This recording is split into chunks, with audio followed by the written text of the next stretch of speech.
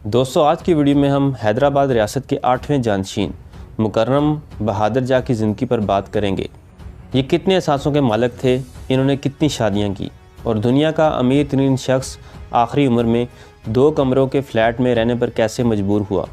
हम आपको मुकर्रम बहादुर जा के दादा सर उस्मान के हालात ज़िंदगी से भी आगाह करेंगे।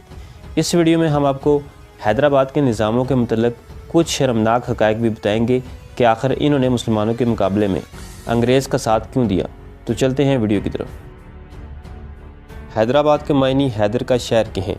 हैदर बमानी शेर और आबाद बमानी शहर या आबादी के हैं। हैदर दरअसल खलीफा राशिद अली इब्न तालिब का एक नाम है और इन्हीं के नाम पर इस शहर का नाम रखा गया है। पहले इस शहर का नाम बागनगर बागों का शहर था, जिसे बाद में हैदराबाद कर दिया गया। नंबर 2, 1687 में मुगलिया सल्तनत ने हैदराबाद को सल्तनत मुगलिया का हिस्सा बनाया।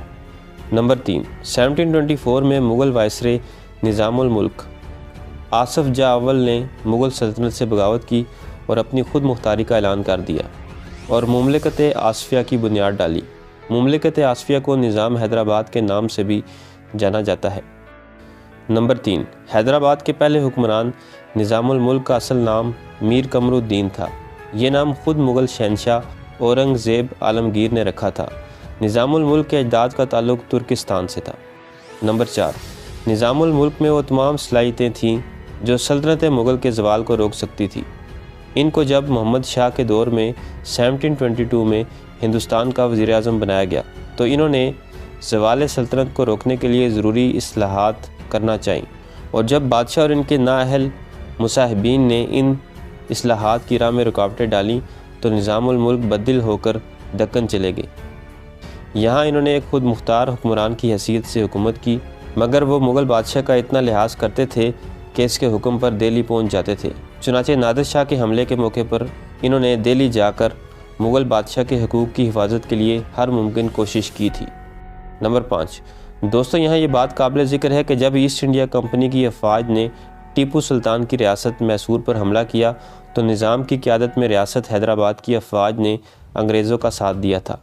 ये हकीकत भी हमारे निसाब में छुपाई जाती है। टीपू की बहादुर और जाँ फरोशी के किस्से तो बहुत बयान किए जाते हैं, लेकिन निज़ाम और अंग्रेज़ों के गठजोड़ के बारे में कुछ भी नहीं कहा जाता। नंबर 6, ये रियासत 1724 से 1948 तक तकरीबन 223 साल कायम रही।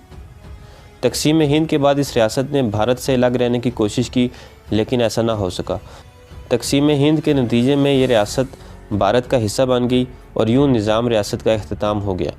नंबर 7, यूँ तो इस रियासत में बहुत से हुक्मरान आए, मगर 7वें निज़ाम मीर उस्मान अली खान और इनके जानशीन मुकर्रम जा बहादुर ख़ास अहमियत के हामिल हैं। मीर उस्मान हैदराबाद दक्कन के आखिरी बादशाह थे। इनकी बादशाहत 86,000 मुरबा मील के एक इलाके में थी। ये तकरीबन मौजूदा बरतानिया के रकबे के बराबर होगा। नंबर 8, मीर उस्मान अली खान बहादुर ने 1948 तक हैदराबाद पर हुकूमत की थी। मुकर्रम जा बहादुर इनके पोते थे। उस्मान अली खान ने अपने बेटों को नज़रअंदाज करके मुकर्रम जा को अपना जानशीन मुकर्रर किया था। नंबर 9, मुकर्रम जा के दादा सर उस्मान अली खान बरतानवी हुकूमत के बहुत वफादार थे। वो 1911 में हैदराबाद की शाही रियासत के हुक्मरान बने थे, जबकि 22 फरवरी 1937 को टाइम मैगज़ीन ने मीर उस्मान अली को दुनिया का अमीर तरीन आदमी करार दिया था। इसके अलावा सल्तनत के 7वें निज़ाम के पास 282 किरात वाला हीरा था, जो दुनिया के सबसे बड़े हीरों में से एक है। कहा जाता है कि ये हीरा एक लीमू के जैसा नज़र आता था। नंबर 10, मीर उस्मान अली खान ने 24 फरवरी 1967 को किंग कोठी पैलेस में आखिरी सांस ली। निज़ाम सरकार को मस्जिद जोधी में दफन किया गया, जो इन्होंने अपने बेटे जवाद की याद में 1936 में बनाई थी। निज़ाम सरकार की मकबूलियत का ये आलम था कि तकरीबन 10 मिलियन अफराद नमाज जनाजा में शामिल हुए। निज़ाम म्यूज़ियम के दस्तावेज़ात के मुताबिक निज़ाम सरकार का जनाजा सबसे बड़ा गैर मजहबी गैर सियासी इज्तिमा था, जिसकी तारीख़ में नज़ीर नहीं मिलती। आखिरी निज़ाम की वफ़ात पर आंध्रा प्रदेश की हुकूमत ने ख़ुसूसी अखबार जारी किया, जिसमें निज़ाम सरकार की मौत का जिक्र था। हुकूमत ने 25 फरवरी 1967 को निज़ाम सरकार की मौत पर रियासती मातम का ऐलान किया।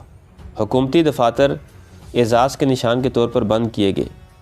रियासत भर में तमाम सरकारी इमारतों पर परचम आधी ऊंचाई पर रखे गए। मातमों की तादाद इतनी ज़्यादा थी कि हैदराबाद की गलियों और चौराहों पर औरतों की टूटी हुई चूड़ियाँ बिखरी हुई मिलीं, क्योंकि तेलंगाना रवाज के मुताबिक ख़वातीन करीबी रिश्तेदारों की मौत पर अपनी चूड़ियाँ तोड़ती हैं। नंबर 11 दोस्तों, आखिर में हम बात करेंगे मुकर्रम जा बहादुर पर, जिनका जनवरी 2023 में इंतकाल हुआ है।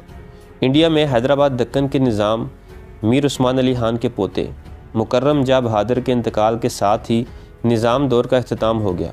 इन्हें सरकारी एजाज़ के साथ सुपुर्द हक कर दिया गया। मुकर्रम जा बहादुर 89 बरस की उम्र में तुर्की के शहर इस्तांबुल में इंतकाल कर गए थे।